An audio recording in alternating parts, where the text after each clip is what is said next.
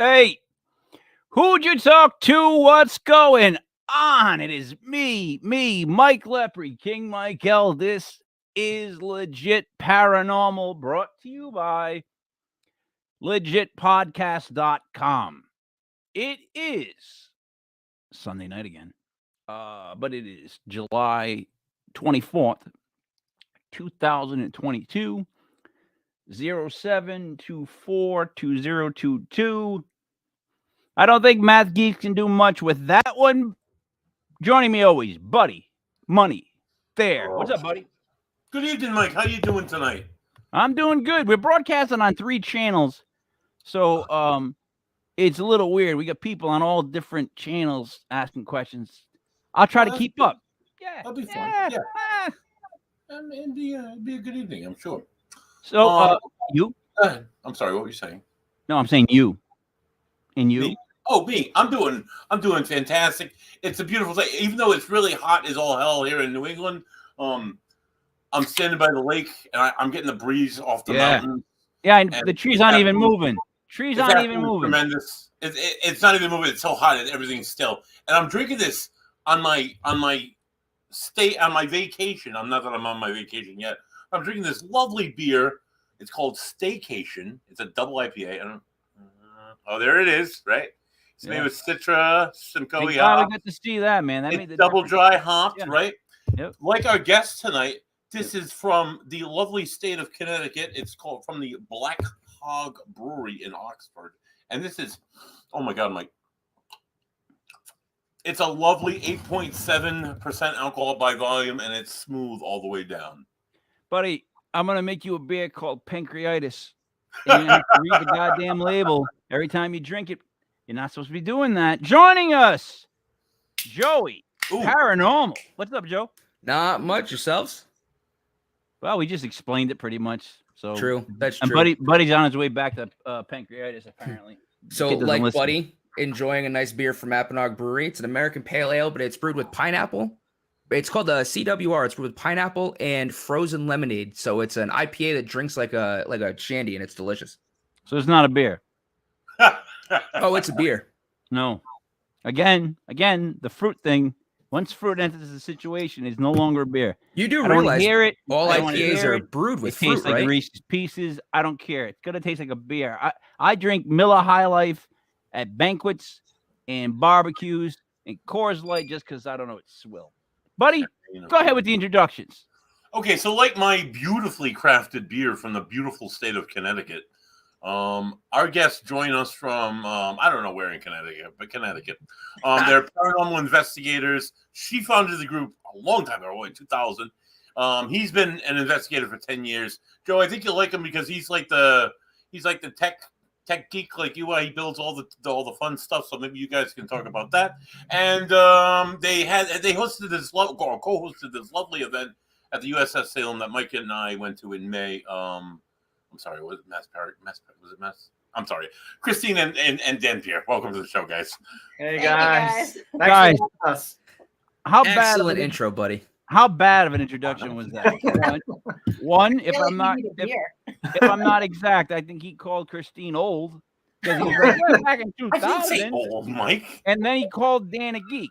Am I wrong? You got us both with that one. Not wrong, right? All right, buddy. So, guys, how are you? We're doing good. Doing really well.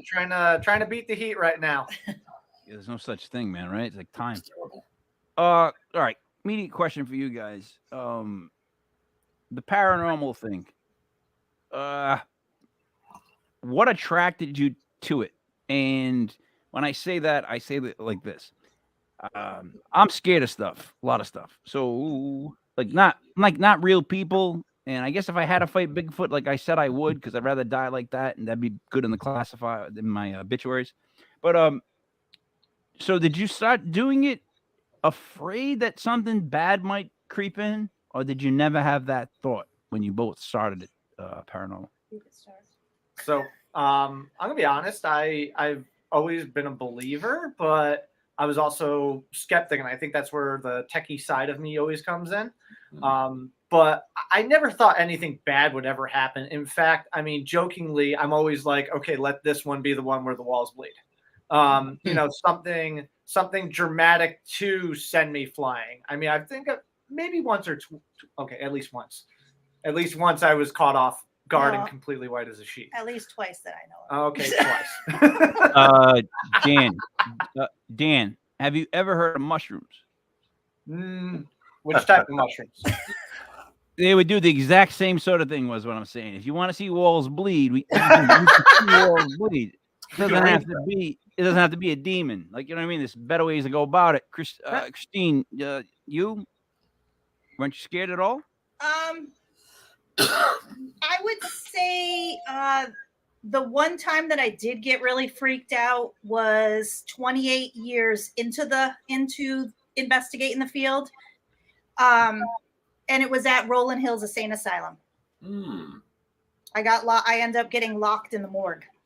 Ooh. All right, so 28 years in, and you're not scared for the 28 years as far as like, I shouldn't be doing this because maybe I'm messing with something I should be messing with.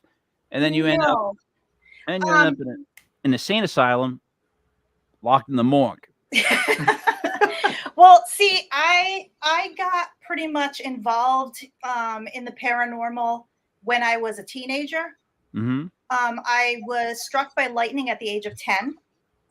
Mm-hmm. And that allowed me to start seeing things that I thought were there, but really wasn't. As a lot of my people that were around me would say, there's nobody there. And then 2 years after that, I was 12, I got hit again. Wow. That happened to my Nana. Oh, really? Just double check. That's a weird story that you're saying this. My Nana got hit by lightning twice. Yeah. And when it would thunderstorm, she would sit in the hallway. Yeah, I actually. I'm not joking. You can tell when there's a lightning storm 2 hours before it's near where I am. And when we're outside, she's got a little bit more pep in her step when she runs to the car. Yeah. Right. But it allowed me as a teenager to experience things from another world that I didn't understand. And back in the 70s and 80s, there's no such thing as ghosts and stuff like that. So it was traumatic growing up as a kid, having no one believe me that I was seeing these things and hearing people that I didn't know who they were. And I could describe something to somebody.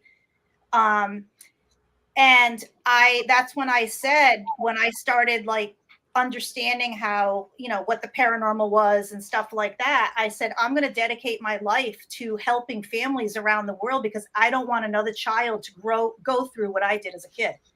And I can't believe you made it through that. Like, I'm thinking if I start seeing people, so I was born in the 70s, the 80s were my heydays as a kid running around. If I started seeing things, I would be in therapy. Like that. I know that sounds stupid, but that's where I would go because I would be like, "Oh shit!" That's what my family and school and everything did. They sent me to shrinks. They tried doping me up on medication, everything under the sun, because they assumed that I was making all this stuff up, and I was hearing voices in my head and everything else. And I was like, well, if I'm hearing all these things, then how can I describe your grandmother that's standing right next to you right now? And I've never met the woman. Chris, could you have that much stuff going on in your head? Like, I guess what I'm saying is like something like that I would not be able to deal with the fact that I could see people. I couldn't deal with all that going on. Yeah, like you can do it, Christine, but Dan, can you do that? Does your mind go there? No. All right. No, I'm very on the techie, on the scientific side. I'm really into actually EVP work. It breaks investigating down to its most basic avenues. The one thing I'm waiting to get is a tape reel recorder because I want to try that along with all the high-end recorders that you can get, and I want to do a comparison. That's what I used when I started. Can I tell you what freaked me out? So e-batteries. HBO just released this new Chernobyl documentary, another one, and it's all shot with footage that people shot that were living there. And if you watch it, what freaks me out is that, like they were saying, radiation comes up on the Geiger meter, makes that sound. But on the millimeter film, when there's white flashes on the film, it's radiation, right? In other words, you can check a radiation with film by the white flashes. Yep. And they just show like the moms pushing their kids, and it's just flashes everywhere. Like when that thing went down, it was terrifying. I'm sorry I went off on that tangent, but that's seeing that white light stuff, catching that on tape, like on film that way, terrifying. Yeah. So what I'm saying is, what you guys do, finding stuff, is terrifying, because sometimes voices come through. Yep. Right. Yeah. And it's not this lightning story like fascinates me. So before you were struck by lightning the first time, you had zero ability. You had zero anything. Right. Nothing. How old were you? Not that I was aware of, anyway. The first time I was 10 years old. Okay. Second, and then after the first time, you started experiencing things. That was when, the first time I got hit, I got seriously like messed up. Like it looked like I was a 10-year-old that just had a major stroke. The whole left side of my body was completely paralyzed. I still to this day can't wear a quartz watch because the quartz will actually rupture. I would walk into a room like probably within 2 months after having that happen to me, and the light would actually like burst, a light bulb or the electricity coming through an outlet. So you carried that charge. I have I actually now I have a heart issue as a result of this. I actually have bradycardia. Oh wow. So my heart rate actually slows down to about 35. Wow. And being married to me, I make sure that heart rate and blood pressure is way up. Of course you do. Of course. That's your job. That's what I got. That's what I have. Wait, buddy, hold on. That's exactly why I have my wife.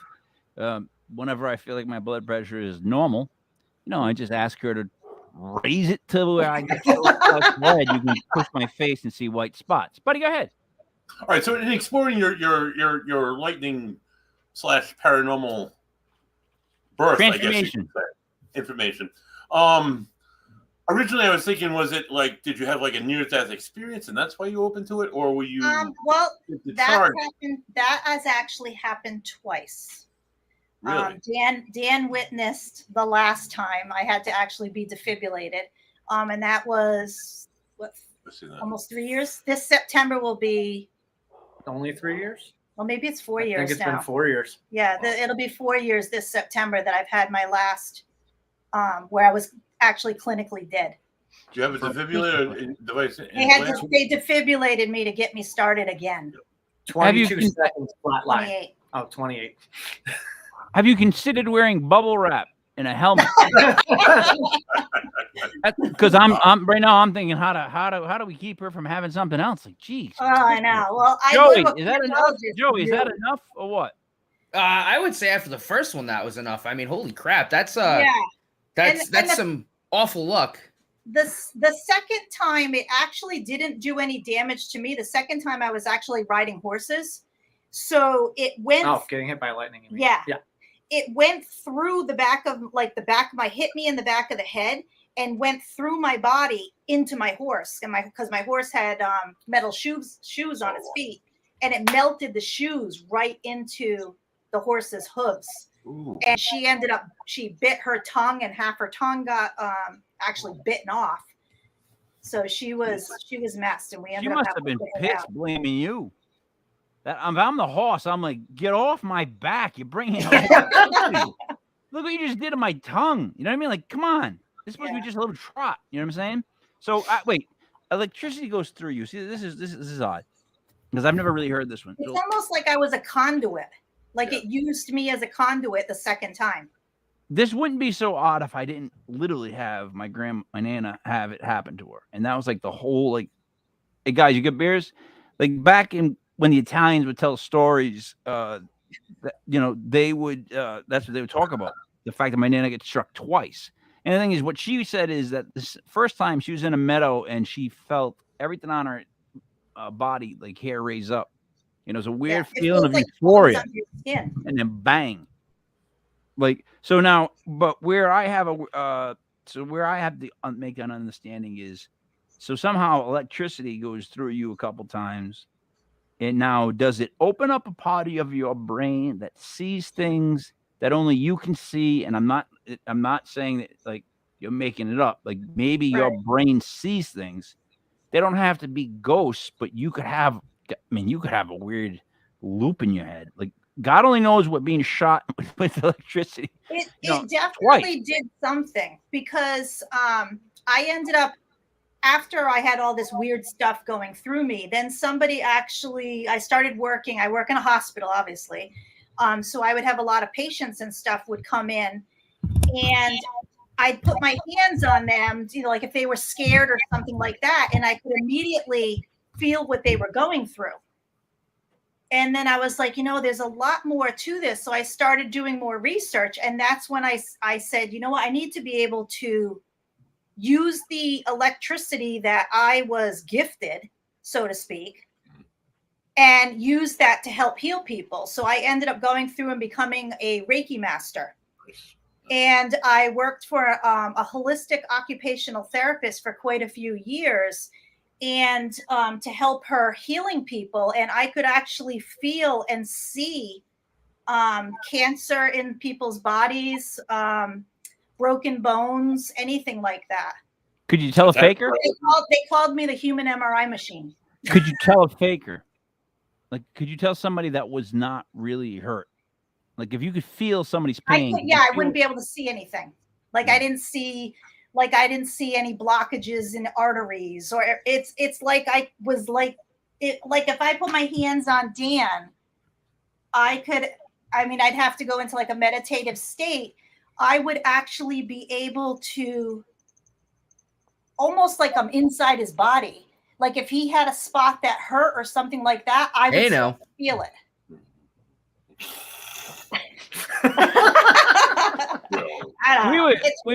Excuse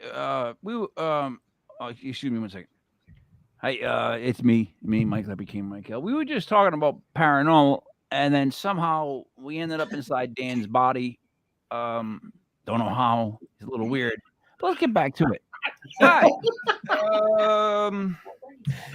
So where do we leave off? Oh, that's right. We're inside Dan's body. So. Yeah.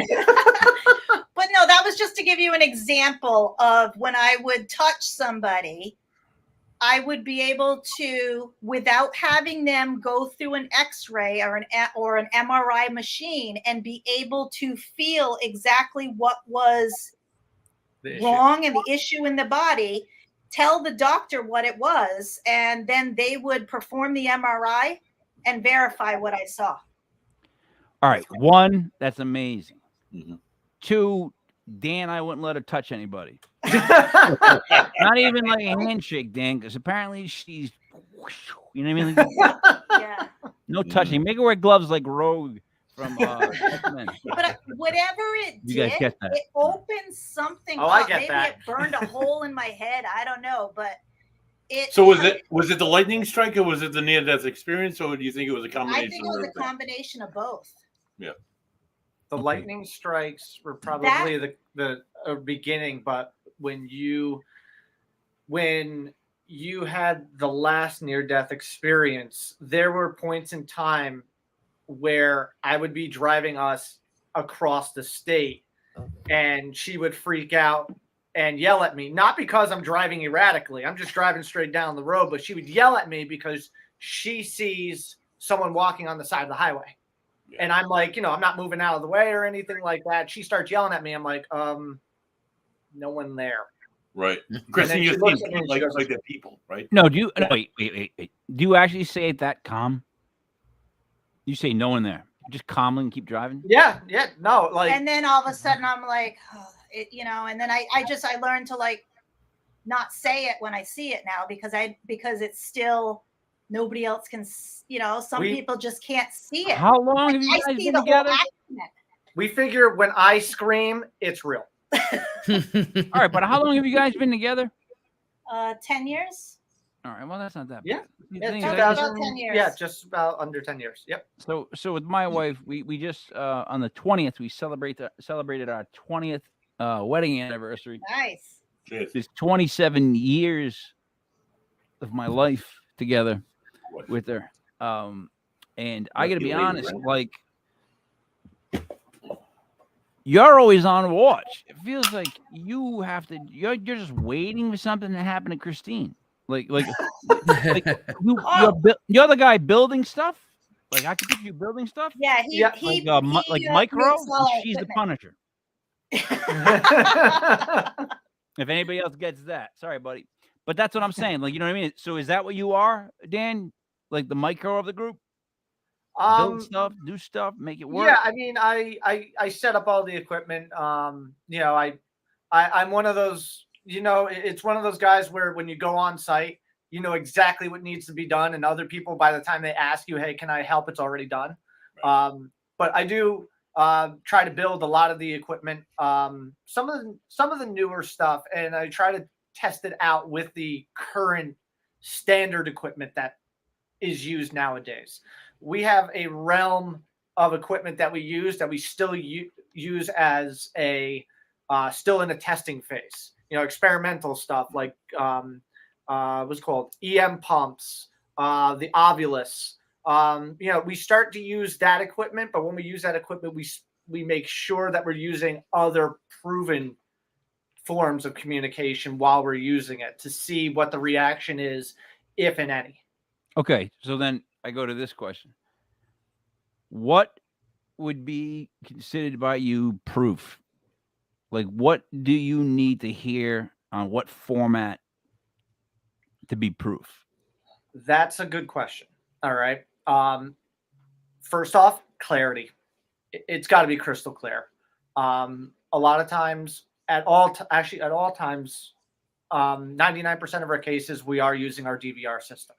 DVR systems mapping out video-wise everybody that's in the room where they are, and they're given voice, along with the recorders that we have in location, so that if we do get an EVP, we can actually not only start to triangulate where that may have come from, but also if it came from an individual. Because when you have those samples of everybody's voices clear as day on especially these new audio recorders, you can actually see the frequency that the person's voice is set at, so that you can actually start using it to, you know, disintegrate false positives and actually ensure that there's clarity and quality in the EVPs. All right. I know it's not like No, I get it. efficient, but you know Here's a what? couple questions. One, I never trust when someone says they caught something at the beginning of a tape or a reel or anything. As a former musician and soon to be back in it, I've even reel to reel, you'd always catch a weird sound. There was always weird things that start the thing off. So whenever people show me stuff that's at the beginning, I'm always like, because it's just a weird thing in the beginning. But I've heard things that I'm like, wow, that's ridiculous. But what's it gonna take for like people to go, oh my God, that's actually evidence?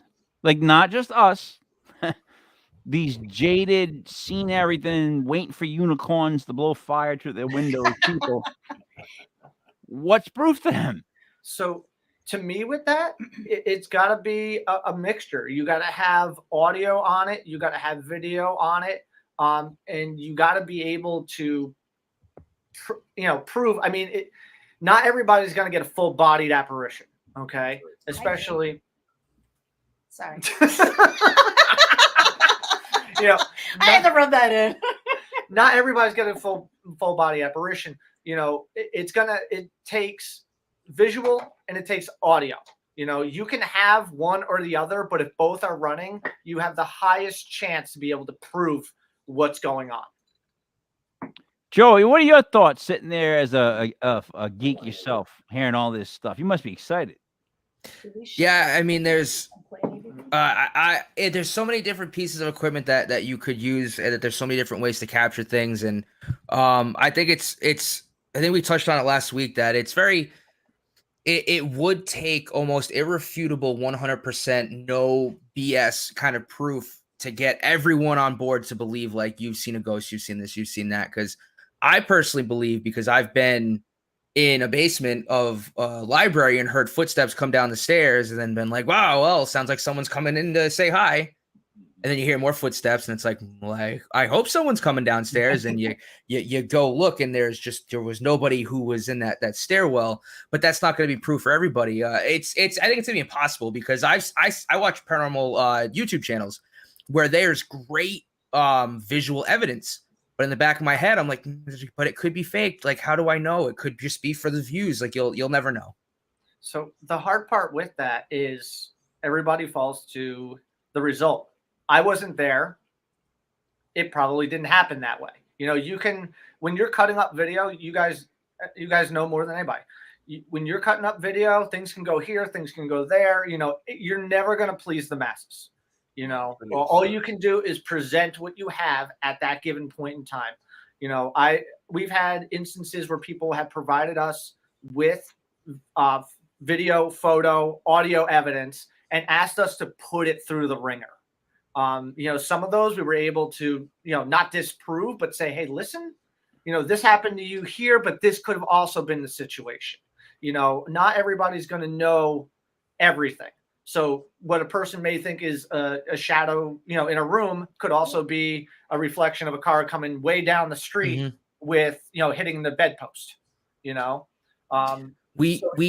We just had an issue with that, where an investigation that we did was off the main road. And so I tried to get a lot of different angles of video, and it's, you know, I got through about an hour and a half of different, I have a GoPro, I have a DSLR, Handycam, and there's so many shadows bouncing off the walls from the cars out, because it's right off the main road and it's a relatively busy road. And it's so hard.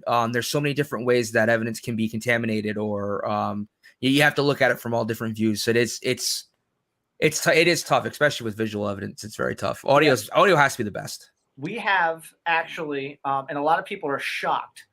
We actually have video on our website of light play, and no one can understand what's going on unless you understand that the video is shot in night vision, and the very small view of ultraviolet light coming off somebody's headlights would play through the room and then go up to the second floor. And everybody at the time was like, oh my God. But as you guys know, things will never happen the same way twice. And every single time it seemed like a few minutes, something would happen. Something happened, same exact pattern, same exact way.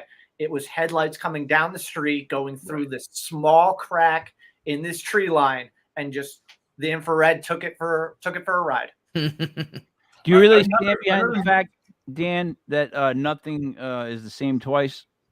I believe so. I mean, people believe in, you know, the residual, you know.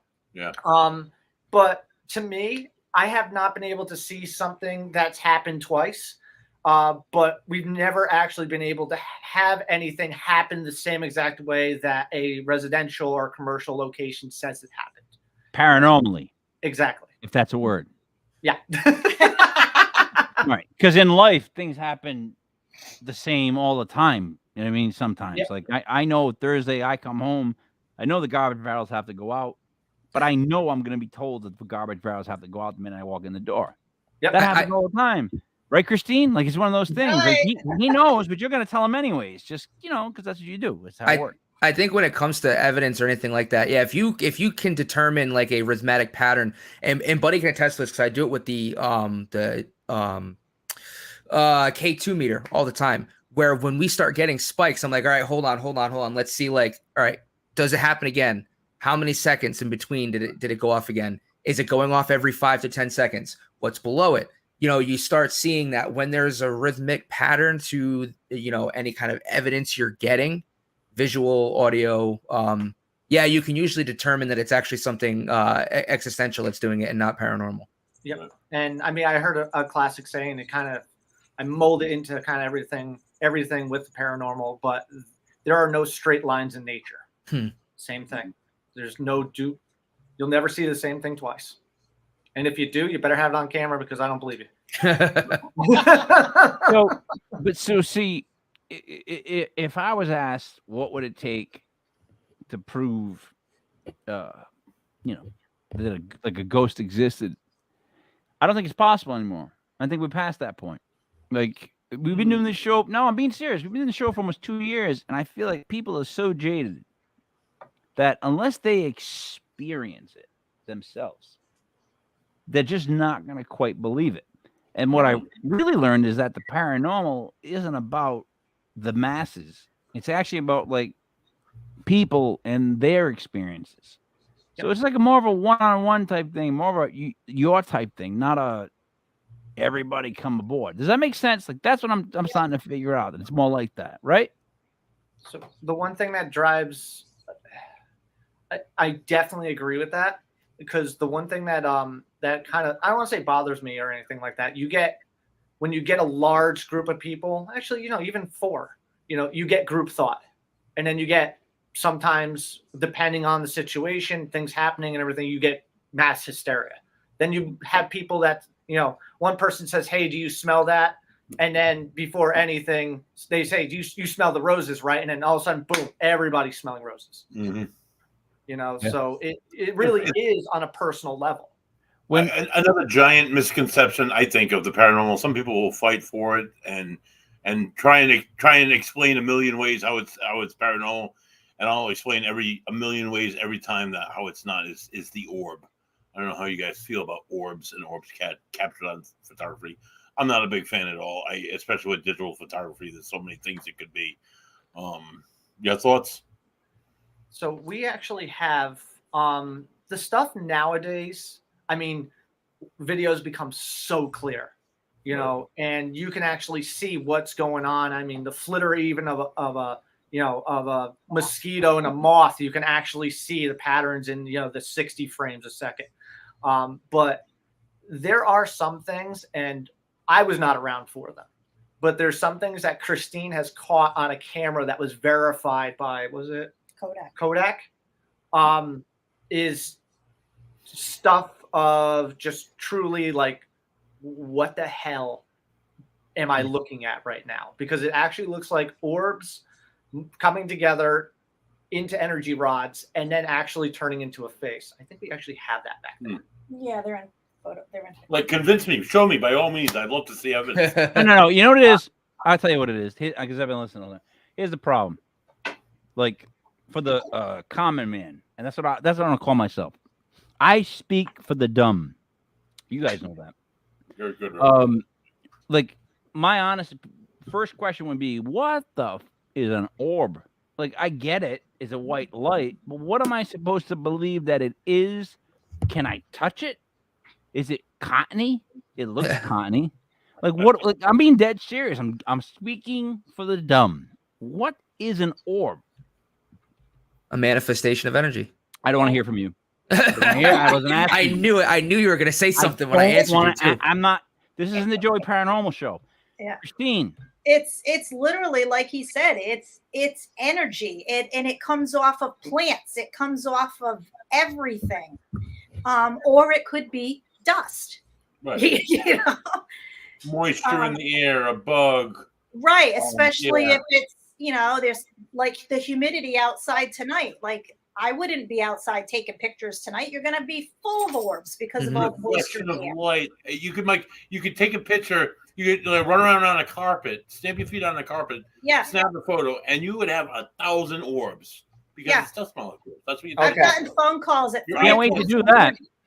So we actually have these. This is the first time we've taken them out of the frames, only because you're going to get a reflection. Hold on. We have 3 of these on the website. But you can see here. Altogether. Is this the one? Yeah. Pull back. Right there. Stop. Oh, Jesus Christ. Yeah, I can see it. I don't want to see what that looks like. Holy crap. What's going on with you guys tonight with the dirty stuff? Buddy, holy cow. Shit, that ain't an orb. That's someone pressed up against the camera. What's up with you guys? Where the hell what is but Joey? Yeah. What do you see? Oh, And then show them Th- it That's a actually children's show, showed up- Mike. Joe, what it did you showed see? up in What- 5 different rolls of film. This is 35 millimeter film. guys, So- guys, So they're boobs. Look, listen to me. I don't know how else to say this to you guys. I'm trying to be like, polite and be PG rated, but those are Boobs. boobs pressed up against like a window. They're boobs. I Oh, don't see the know how whole else to picture. tell you that. Look at them. Did you see it? Did you not, Joey? Did you not see boobs, Joey?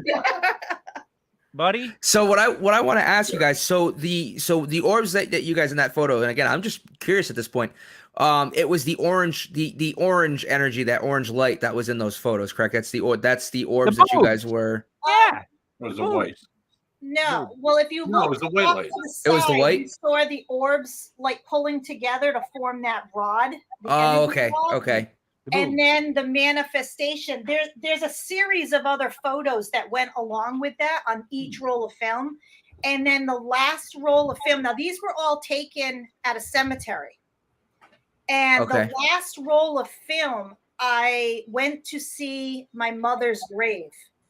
And I was hoping to actually get a manifestation of my mother at her gravesite.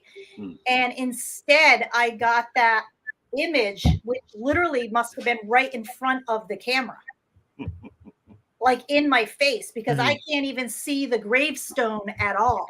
Yeah. I don't know. Like And it was 5 different cemeteries. And what was odd with that is whatever happened at the first cemetery, it followed me to each 5 locations and then followed me home. And I had all this crap going on at the house. And it took me a good 2.5 weeks to get rid of it. And that was with the assistance of Lorraine Warren. Oh, wow. so an orb came home with you. Not necessarily the orb, it's whatever that thing manifested. The to. energy. Okay. So let's just stop everybody, take a deep breath. We're at 37 minutes, 45 seconds. I started off the show by saying, were you not afraid that something bad would come into the equation? You said no for 28 years. Now you're telling me that this orb gave you some sort of guy. I'm going to call it a guy because Yeah, I don't know what it was. Let's blame men. Followed you home and Yep. haunted you. Right. And it didn't bother me. It tormented my previous husband and actually drove him out of my house. Oh my God! Come on now. So I don't know. Are you sure? Wait, Christine, come on. Look. So What I miss? a ghost that drove thing him out of the followed me house. The spirit that was. You had a spirit that was in an orb that followed you home. And made your ex-husband's life a living hell, and then he left. right. And because he was afraid of what I did. So he would always stay home with the kids and I would go out and do the cases. And when this thing followed me home, because he was always afraid of it, at 3:15 every single morning, we would get woken up to the blankets being ripped off the bed. And then I kept trying to capture this thing to figure out exactly what it was. And I'm yelling at him, thinking it was him doing it. The last time, and we had toys that were turning on and they were driving around the house downstairs without batteries in it. But what did the straw over the camel's back was he got up to go to work one morning and went into the bathroom, and my entire bathroom iced over from the inside. Like ice scraper in the mirror, on the walls, and he heard something call him this weird name. That's awesome. It was a deep male voice, and it freaked him out, and he went screaming for me. I come downstairs and I see this, and I'm like, oh my God. And he's like, you got to stop doing this paranormal shit. That's what he told me, plain out. He says, or I'm leaving. And I'm like, this is my life. You knew this when we met. This is my life. I'm not stopping. Hell no. And All right. so that right. light bulbs lit up on the floor. Time out. Guy side of you. Now, say my wife goes out and starts doing stuff like this. I have my kids at home. You're in trouble, And Mike. she brings home an orb. What the hell? Oh. So she brings home something that's, like a demon, like or a ghost or something that's like bothering us. Yeah, I would tell her immediately, get the out of paranormal. Don't bring stuff around my kids. What are you, nuts? Like I'd be freaking out. I'd leave. I'm terrified of that stuff. I'd be like, look, why would you do this? You're letting in bad stuff. That's why I opened the show with. So you're not afraid of letting in bad stuff. See, I am. I'm terrified of letting it open a little. Just turn the thing a little bit, the nozzle, and just bad stuff comes out and pulls me in. So I'll be honest. I would have left. Maybe I probably wouldn't have left, but I probably would have figured something out. Like maybe I would have built a bunker where I stayed. Yeah. So I mean that is what I do. I dedicated my life to helping these families, and I go right alongside and challenge these evil spirits. And if I have to bring them home with me to get it out of a client's house, that's what I do. All right, and then get rid of it here. Come on now. Come on. Did you just hear that, buddy? I did. It's a problem. Look, so someday you guys officially make me part of Ocean State Paranormal, which I should. We talked about it, Mike. We talked. I don't want to hear about it because I should have been part of it from the beginning. God damn it! I get no respect from you guys. But anyways, dude. So this would never happen. Like I would be like that's why I don't do it. I don't do it. So you don't care that you're bringing home. You could still bring home bad stuff. Dan, you don't care. She could go do another thing soon, and it actually keeps him in line because when he does things, because we're in our paranormal office right now, which is filled with haunted items, and he will, if he's doing something. I'm messy. All right, let's just say he's a slob. I'm not a slob. There's just wires everywhere. Yeah, he'll get stuff thrown at him. Dan, can you still stick up for yourself for the term keeps them in line? Yes, dear. Can you please defend the line? Keeps them in line, Dan, please. If it's something really negative, I literally will force it out of my house. But there are quite a few that we have here that as long as they don't harm anybody in the house and they're nice to us, I let them stay. They turn on the lights for me. They shut the lights off. They open doors for me if my hands are full. Christine, this light in particular has not worked. And I thought it was a freaking light switch. And this light above me has not worked in months. And because every single time I turn it off, I thought it was, shorting out and it would click off. And next thing you know, I turn it back on, it would click off. And I'm like, you know what? It's got to be something with the light switch. Place the light switch, everything's good to go. This light has not done it until the other day where all of a sudden click went off again. Okay. And I'm like, the hell's going on here? Now, so Dan, have you ever been up late at night, say 3 o'clock in the morning, and you just can't sleep? I am a night owl by trade. Ever see the clapper? That's all you need, dude.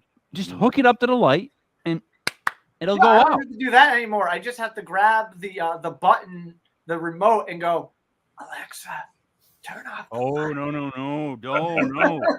Hell no. No. She just I'm terrified of Alexa. Hell no. Cancel. No. Dude, Alexa knows more about me than anybody in the world. Terrifying feeling. Oh yeah. I would never want to meet Alexa. She'd be like, I know some shit about you, my friend. All right. No, but there's been instances here in the house that I can't even bat an eye. I've watched doors open from right now. We're in this office room, and this office room used to be my youngest daughter's bedroom. And I watched the door open, and she's on the bed, playing with dowsing rods. And I've watched the door open where she's not even near it. And then I've heard footsteps go into the other room. I've also witnessed a woman go from this office past our bedroom into the kitchen, and no one else was here. Wow. I don't get it. And the thing is that like you would think, okay, you know what, we're in a paranormal. There's a lot of paranormal TV shows. You know, your head is in that race. Like it's kind of like the October race, we call it. You know, where all of a sudden everybody starts seeing stuff. No, this was a night we literally got back from I forget what movie it was, and we're getting ready for bed. And next thing you know, I look up and it was from the front of the person to the back and disappearing into the kitchen. I jumped over the bed itself and ran after it, and there was nothing there. It was the backside of a woman walking past the door. Wow. Why? All right. So why haven't you moved? Because mortgage rates are really high right now. And I know this. No, I honestly, mean, like, I don't. Joe, help me out, man. You know where I'm coming from. I don't get this. Like, why do you want this in your house? Like, why would you invite? Because look, dude, guys, you got beers? Well, you got to keep in mind, I see this 24/7, whether Dan does or not. So to me, it's like I have all these guests. You ever see that TV show Ghost? Actually, you know what? I'm being honest. Like, it's kind of strange. You're seeing stuff 24 hours. That's Yeah, I literally. I'm thinking of the Mighty Heroes right now. I don't like to be alone. Like I hate to be alone because that's when my mind just starts opening up and I start seeing stuff. And it's almost like looking at photographs. Like it's like still photos. I don't know who the hell they are. I don't know what they're trying to show me. And then all of a sudden I'll get to the location. I'll be like, oh my God. This was this and this was that, and the family verifies what I saw before I even got there. Comparatively, we did a surprise birthday party for Christine. All right, and we had everything planned out. Our cohort, I guess is the word, Kim. Yeah. She took Christine out. You know, she went to the casino. They went for a hike in the woods, and then she brought Christine to the location. Now, days before Christine's birthday, all right, she started getting imagery of the carpets at the casino, the certain name of the trails that she saw on the walk, and she got the imagery of it was Maroon House. Yeah, I think it was the Maroon House. The big colonial house. We were like, "What are you talking about?" And she looks at me and she goes, "The hell are you planning?" And I'm like, what are you talking about? So she tells me all this stuff. All right. And then that one day, Kim comes to me and goes, she almost blew her whole cover. And I'm like, what are you talking about? She goes, the entire day she's going, this is what I saw. And then I saw this, I saw that. And then after the birthday party, I rented out a location that's owned by Captain Grant's Inn. All right. Our bedroom that we were staying there that night faced that Maroon house. And she looked out the window and said, that's the place I saw. That's the side of the house I saw. That's awesome. So scratch any surprise birthday parties. Yeah. It was difficult. No surprises at all. Very difficult to keep a straight face. I ain't playing Secret Santa with you in a million years. Look at him I'm like, no, you're not. All right, but so Dan, is she always right, or does she tell you sometimes stuff that just doesn't come true and you just chalk it up? There's got to be percentages, right? Is she always right? All right. I'll refuse to believe she's always right. No offense, Christine. I just refuse to believe anybody's always right. But I'll let you speak. Now, again, I mean, I can't prove it. She can tell. And you live with her. And then I live with her, basically. So there you go. She's always right. No. So I'm not always right. She's not always right. She does get things sometimes extremely close. The birthday party event, that was scary because I was like, we're not gonna be able to keep this secret from her. Like, it was ridiculous how close she was getting. But yeah, there's sometimes where she gets some stuff, and then we get to the location, and no, not even close. You know, but it's stuff that I want to say knowledge that she provides us that she's getting at that moment in time, whether that relates to the location we're about to walk into or something further down the line. I can't tell you. It's only when it starts to click after she tells me and when we're at the location, she'll go to me and say, hey, look at this. She goes, remember what I just told you in the car? All right. So, Christine, when you're wrong, so to speak, do you think it's not that you're wrong, but maybe it's just not happening here? Yeah, or I just haven't found that location yet. Like I haven't been there because it's too soon or something like that. Can you Like, feel an itch like that when you can't get something? Like, can you feel like, oh, what the hell is that I'm thinking of? I freaked myself out a few years ago because Oh, I love this one. Really? Because you get hit by lightning twice. I've heard all these stories. If this is freaking you out, let's go. I saw all these pictures in my head and I didn't understand what any of it meant.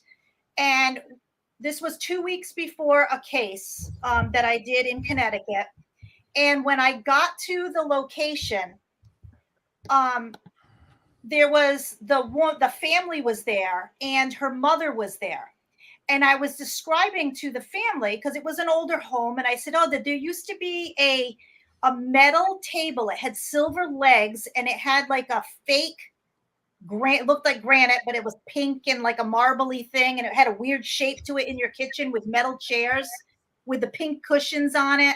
And there used to be an orange shag rug in the living room, and there's a little boy sitting on the floor playing with a plastic fire truck. And the woman that was at the table, she said that was me. And I'm like, no, it was definitely a little boy because it looked like a little page haircut. And I said, in that same child, I saw them sitting on a little brown and white pony wearing a cowboy hat and little red chaps, like little kids' chaps. But to me, I couldn't tell if the pony was a real pony or if it was what it was. And the woman at the table said, I'm telling you the truth. You're describing me. And so she sent her daughter upstairs into the attic and took down a photo album. She took out the photo album and literally showed me the photo of her sitting on the floor in the living room on an orange and brown shag rug playing with this plastic fire truck. And then the other photo was her sitting on a brown and white wooden horse that had real mane and tail with little red chaps on. And what I didn't know is there was wheels in the feet and a string in the nose because I couldn't see that detail. And her grandfather made that for her and used to pull her around the yard in it because it had wheels. And I kept saying, I was like, this isn't right. I'm like, because I don't see people that are still alive. 2 weeks later, I was driving home and I said to my husband, it was like 5:34. I never forgot the time. I couldn't breathe. And I was gasping for breath. And I saw that same woman sitting in a recliner and she had died. And I immediately said to my husband, I said, I got to call Dory. I got to call Dory. We called her in the vehicle as we were driving. And I said, Dory, her mother lived next door. And that was her mother, the one that said that those pictures were of her. And I said, you need to go check on your mother. Like right now, I need clarification because I literally think I'm going nuts. I said, just make sure she's okay. I didn't tell her what I saw. I said, just please go check her. She came back to the phone, like, hey, I could hear, she put the phone down and I could hear her run back in the house. She's hysterical. She's screaming and crying and telling the family to call 911. Her mother was dead in the chair. Wow. All right. 2 questions. One, so that freaked me out because I've never how much had did it that freak happen. her out? But how much did it, like, in other words, if Buddy calls me, he's like, hey, Mike, go check on your dog. Something wrong. And I go upstairs, my dog's dead. Buddy just freaked me out. Like, it's Buddy that freaked me out. The messenger. So did you freak her out by saying, go check on your mom? She goes check on her mom, and her mom's dead. Did you freak her out? Like, did you feel like you freaked her out? But I said, you just need, I said, I have a bad feeling that your mom needs help. Oof. And she went, and sure enough, it's a good thing I did, because Lord knows how long she would have been there dead in her recliner, because she lived alone. She had a massive heart attack. That's an awful message to deliver. Yeah. Right. Yeah. I was like devastated after that, to the point where I actually stopped doing residential homes for months after that, because I was traumatized at what I saw. I bet. You know what, though? We do have an audio clip now of you saying, I don't see people that are still alive. Like, if I just chop that out of nowhere, think about that for a second. Listen to what I just said. I don't see people that are still alive. If I take that out of context, right, Joey? What does that mean? That's hilarious. Like, I don't see people that are still alive. I'm just sitting here thinking about how she's telling the story, and what Mike's just hooked on is the fact that Christine said that. Yeah, I write down what people say so I can understand what they're saying. I pay attention. I want to know details. Like, I got a joke for the end of this story right now. By the way, Joe, there's my tip for you. Take notes. All right. Wednesday, 2:30 HR. Buddy, HR, right. Make sure he's there. We'll be there. Right. Again, Mike. I'm done with this kid. Right. Guys, back to you. So, all right. I have a hard time believing it, but I do believe it. So it's one of those things where I like the paranormal world, to me, is so infiltrated with people that are just, they're not real. That it just muddies it up. You know, it's a whole world that we can learn from. I know, but what I'm saying is, for the dumb, for people like me, it's hard for us to take in because there's so much sensationalism, there's so much ridiculousness. Right. Well, that's and the problem. Until they have their own personal experience, they're not going to believe it. Yep. There's saturation of just television shows now, and everybody's got a public event. And, well, it's YouTube now. YouTube's the big one. Yeah. Everyone's got a YouTube channel with all their trials and tribulations. But you see at a lot of these conferences, like that, we saw a few on the Salem. I've seen them at other conferences. You're sitting there, and like, you get the people who come out of the woodwork that are like really interested in the paranormal. Some people are like over the top about the paranormal, and it's just like, ugh, I don't know, man. No, but we just have years of experience. There's no, I honestly, there's no top. You know, it's just there's no how experts much you know. in the field. Yeah, it's how much you can't be expert at an unproven science. Drives me crazy when I hear paranormal expert. I'm like, I'm sorry, but there are no experts. Yeah, no, it you know what, though? I wish there was.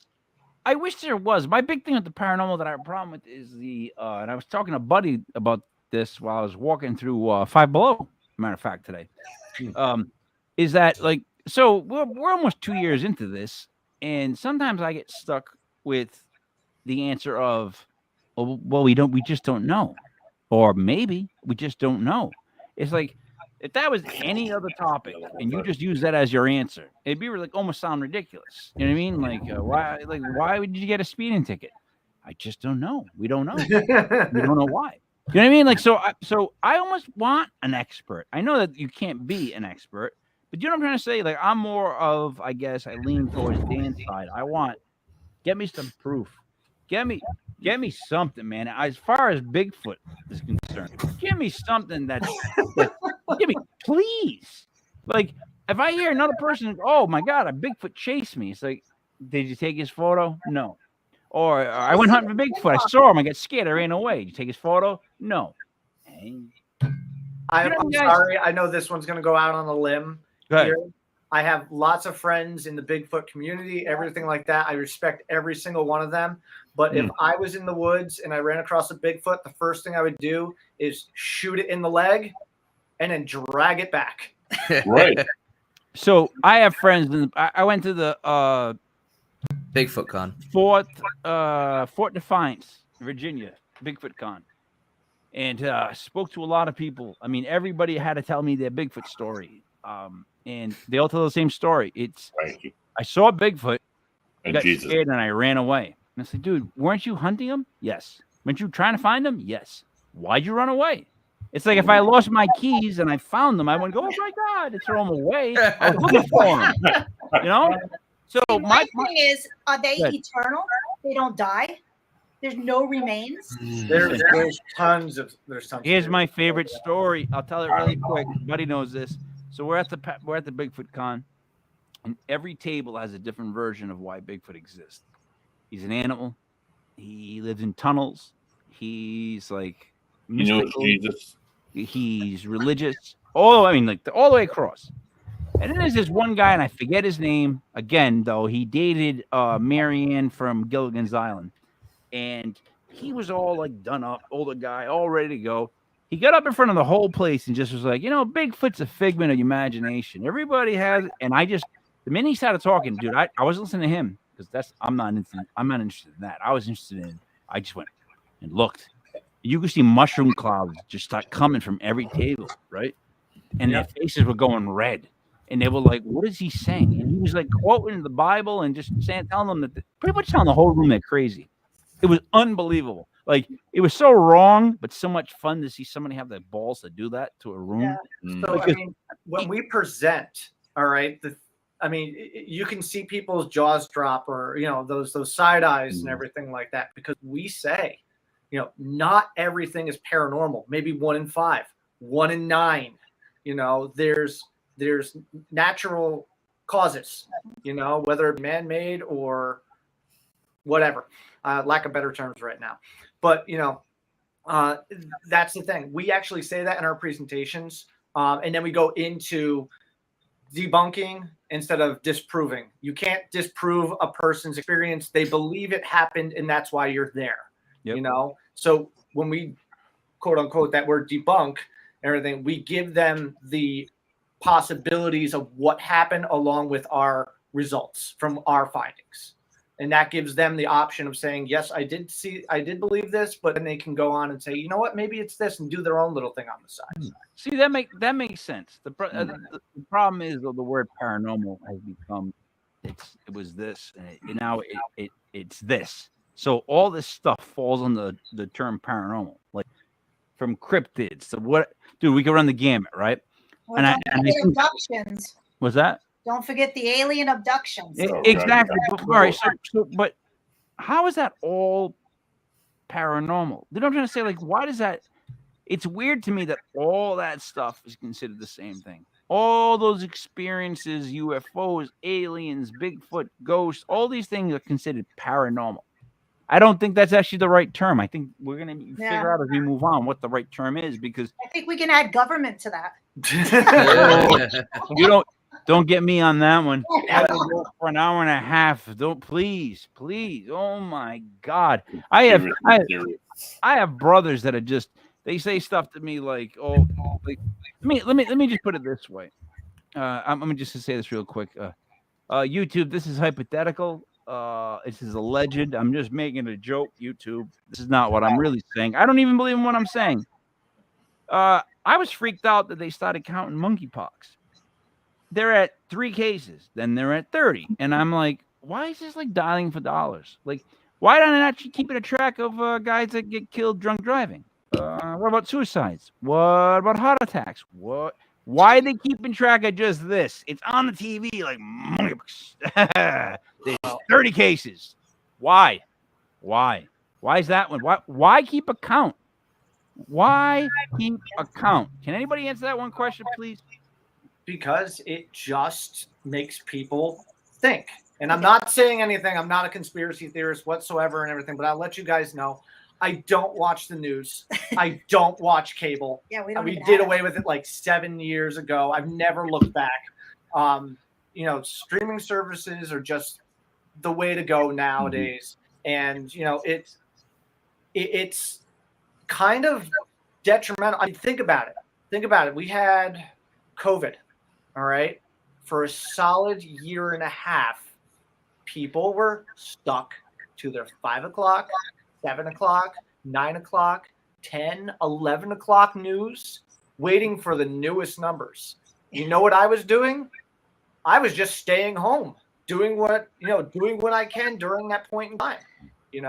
I don't worry about that stuff. Is it something to worry about? Yes. People are and were dying.